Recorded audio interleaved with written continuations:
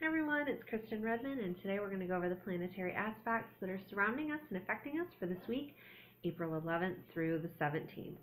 And this week, luckily, we don't have as much going on like we did last week. Last week we had Mercury and Venus moving into new signs and bringing a lot of energy and new beginnings with the new moon that started last week too in Aries, the super new moon at that also. Which is the most powerful time of this year to manifest any type of new beginning that you want. Anything you want to change, anything you want to see become new, refreshed, whether it's your relationships, a job, your finances, whatever it is. This is that new moon cycle starting last Thursday up until the 22nd. Yes, the 22nd. When that full moon comes, and that's what brings the blessings. So you've got another good solid week and a half-ish until we have that full moon come through. So right now what they call this is the moon is starting to gradually add more light to it. What they call that is the second quarter phase. Sorry about that. And this is the time where the growth begins. Those seeds are planted, and the little tiny seedlings under the earth that we can't see out underground are starting to sprout. They're starting to germinate with the potential of what we want. So what we have in this phase this week for our moon is we're going to be going through the signs of Gemini, Cancer, and it will end in Leo on Sunday. Now what that means, the moon represents our inner self, where our emotions are at, where our intuition is at, where we internally want to be at. So when it's in the sign of Gemini, where we're going to be starting the week out, we're going to be really focused on communicating what it is that we want to change, whether it's with our partner or with our friends, what we're saying about what we want. It's a perfect time to do that. Just by talking about it, you're sowing those seeds of those potentials. Make sure you keep it a positive note though, okay? Don't say, oh, my finances will never get better. Oh, I'll never find another job. I'll be stuck in this one forever. Oh, I'll never find the soulmate that I'm looking for.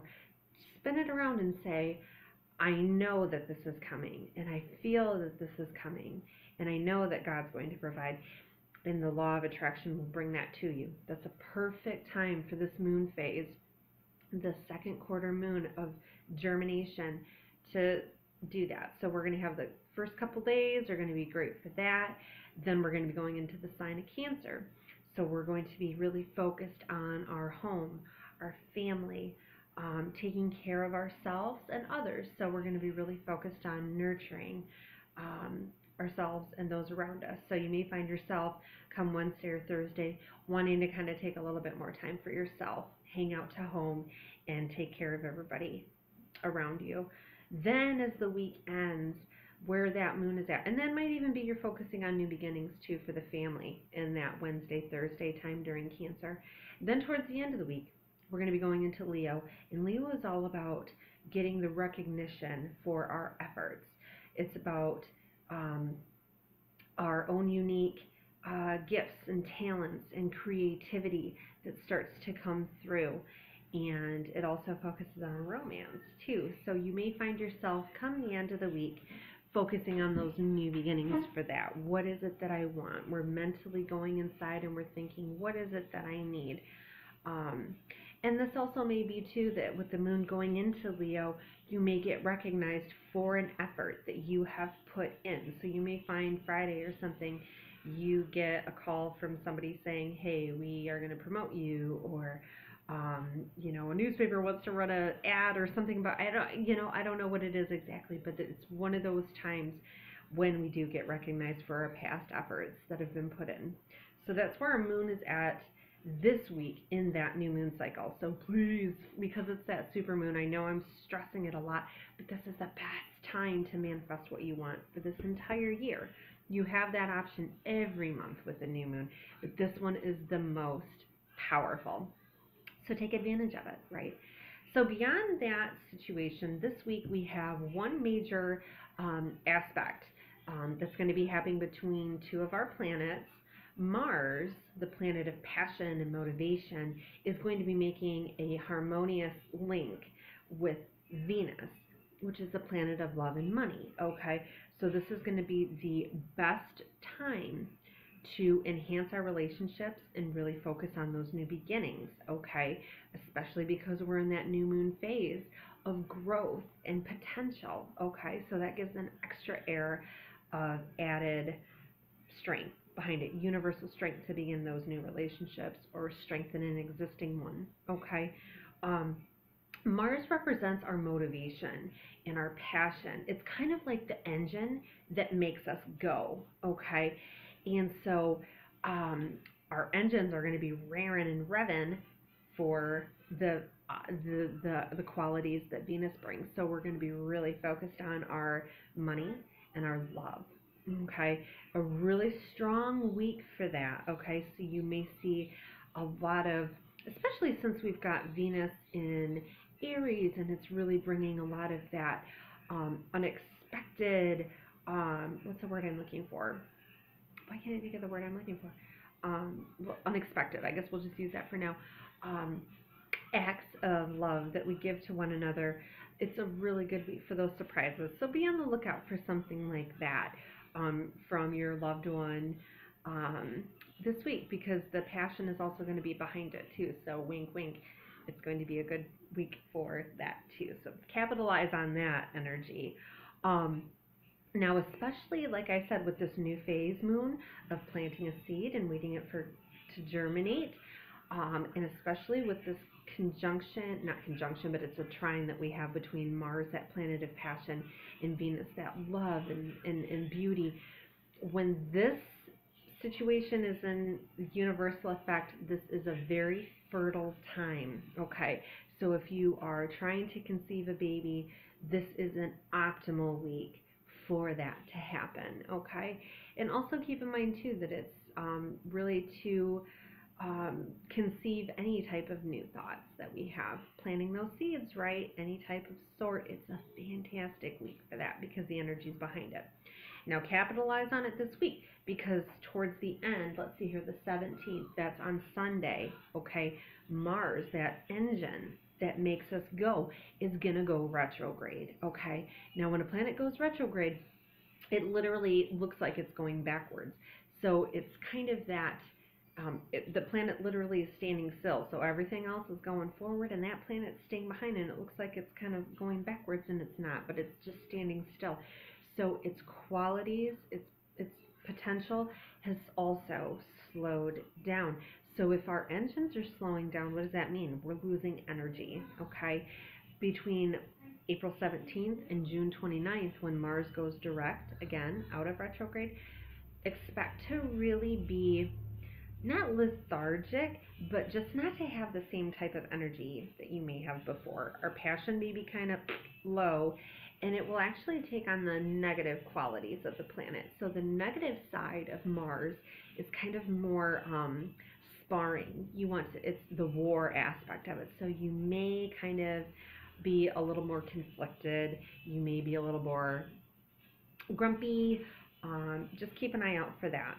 Another thing with Mars being in retrograde, this is kind of one of those times where you have to be on the lookout for just random little accidents, physical accidents. So you may cut your finger and have to go and get stitches, or you may have, some random thing happens where you twist your ankle and then you get put into a cast. Like when Mars is retrograde, that's kind of those things to look out for. So just make sure you're not playing with any sharp knives and you're not cleaning your guns and, doing things like that. Don't schedule an elective surgery, they say, is kind of a bad time for this too, because the odds of it kind of not working in your favor may be there. So just wait until after June 29th if you're planning on doing something like that, okay? Another physical side effect to Mars retrograde, because Mars is the ruling sign for Aries, and that affects the head. Be careful for headaches. You may notice more headaches. You may notice more sinus issues. Anything relating with the head, this is the time. So just keep your noggin under control. Don't, wear like a helmet around everywhere or everything, but it's just one of those times where the head is kind of more of the central focus, okay? So this is a good time, though, in this Mars retrograde to really slow down and be careful, okay? Slow down on the road. the road of life, all of those things. It's a time to really step back. And that's the cool thing about retrograde, is it gives us a chance to really focus on the positive qualities of Mars. So this is a time to review our past actions. Remember, Mars is that action, motivation part of us. It's a good time to look back in the past and say, what did I do that led to the circumstances where I'm in now? How could I motivate myself better? How could I, those types of things. That's a good thing with Mars retrograde. Because Mars is in Sagittarius, with it being retrograde, Sagittarius rules anything that has to do with religion, philosophy, higher learning, okay? So this may be a time when we step back and we really review our past associations with these things.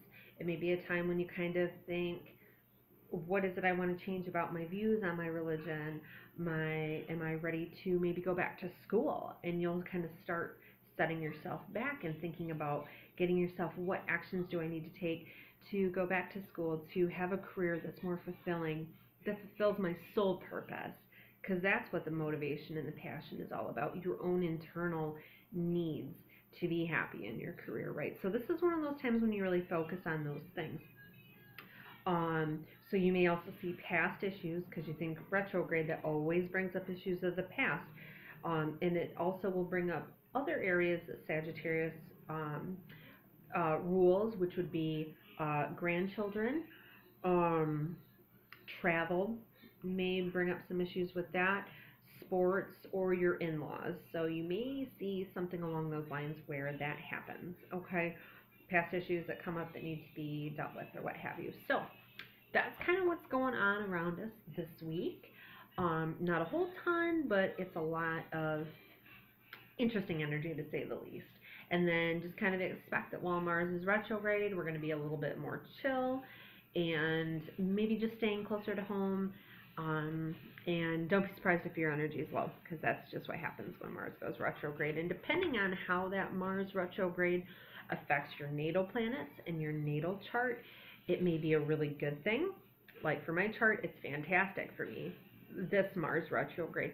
But for some people, it may be squaring other planets, and you'll find that you have a lot of health issues that come up. You have a major lack in your passion, in your drive. And so just, if that happens, you're going to know one way or another how Mars is affecting you. And if not, you can always contact me for a reading or for an astrology chart interpretation for that. So what we're going to do now is kind of just pull. I've got my Archangel stones again here, because I knew I was going to be talking a long time today, even though we didn't have a ton, and I was right, because I've been yapping for a while here. So what we'll do is we'll see what Archangel's kind of working with that Mars energy of passion and motivation this week. So let's see who we have and what their message is for us. Keep an eye out for this week.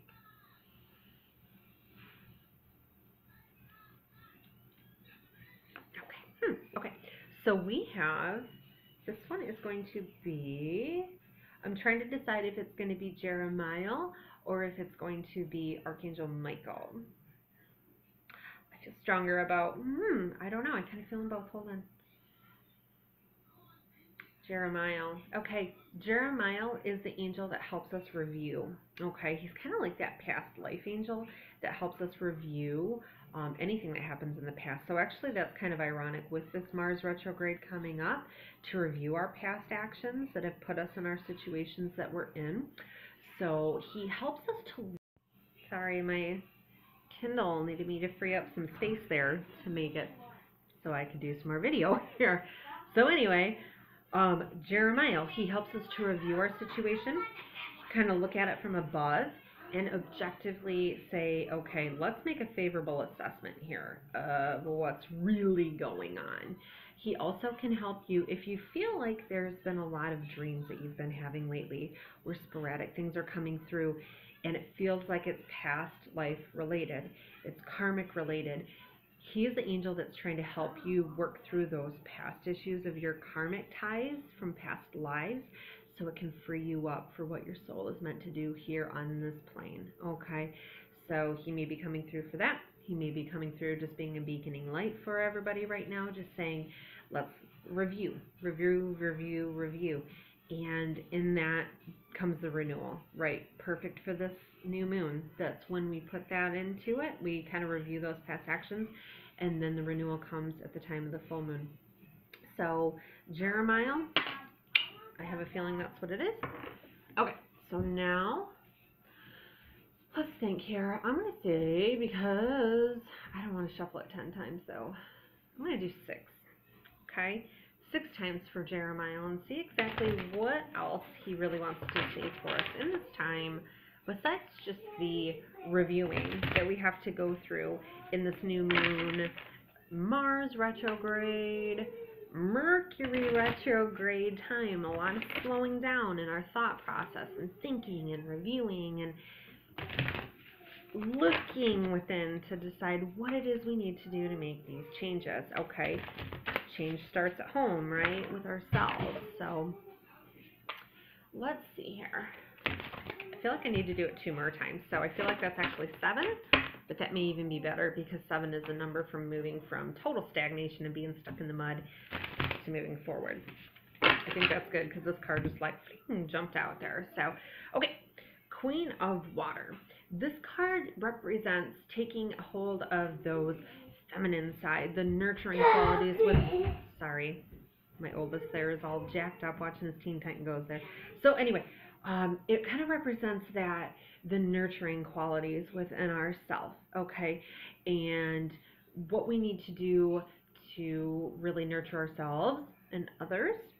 The Queen of Water is a fantastic card to have because it's the wonderful qualities of the feminine nature that we have within ourselves. It's about believing and trusting your intuition. So whatever your intuition is telling you, I feel like that's what Jeremiah's point is here. Like, whatever your intuition is telling you, he's that one that's guiding you. He's like a beacon, literally. He's like a guiding light. One of the cards that's in my deck shows him with this candle, and the flame on it is actually this beautiful amethyst purple. He's kind of leading you to where you need to go, but you have to follow your intuition and trust it. And the Queen of Water kind of reinforces that. It's about trusting your intuition.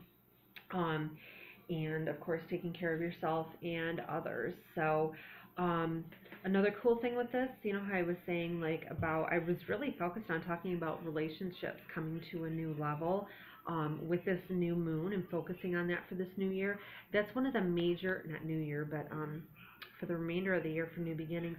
That's one of the major things of this card, is that it represents relationships going to the next level, progressing, moving past issues. So this is a wonderful card to have right now with all of this energy, with the new moon, to begin these new beginnings. So if you're focused on a relationship, this is just Jeremiah's way of saying, yes, it can happen, but look at your past actions as well as the past actions of your partner. Okay? So let's also pull a chakra card with that so we can kind of see where these past issues may be stuck in our energy field. So I feel like I'm going to do this 4 times because 4 is that number of structure and stability, and that's what we're trying to bring out of this all, right, is some sort of balance.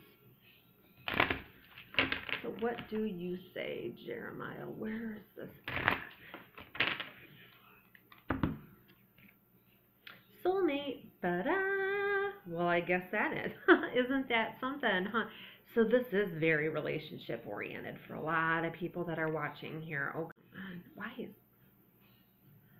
What is going on? I don't know why my Kindle just like literally stopped and started again. They must really be affirming this soulmate part here.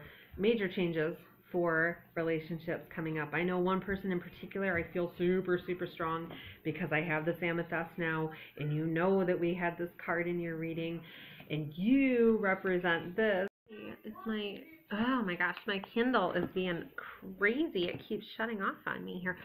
So obviously they must really be affirming. Oh my gosh, it's doing it again. Kindle. Obviously that's a sign they are really affirming the soulmate part of it here.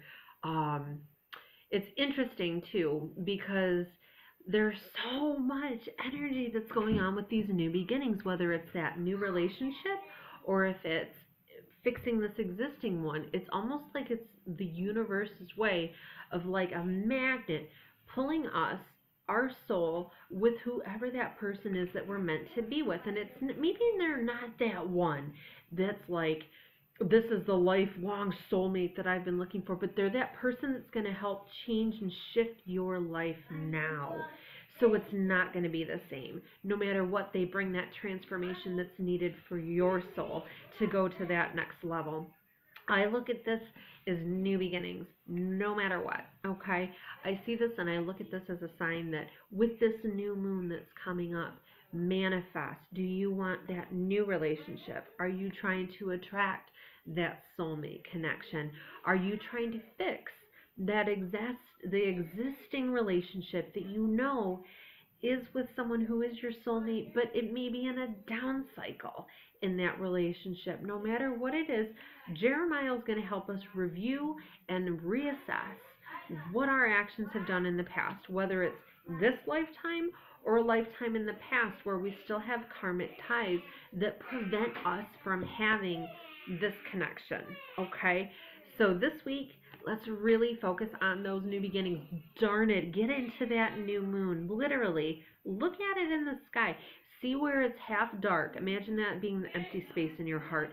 And see that little sliver of light as being the hope and the hopes and dreams that you have for all of this to come through, okay? And Jeremiah will help you fill in those gaps and lead you like a beacon to what it is and who it is that's going to help fulfill you, okay? So everybody have a wonderful weekend, and we will talk next week. Bye.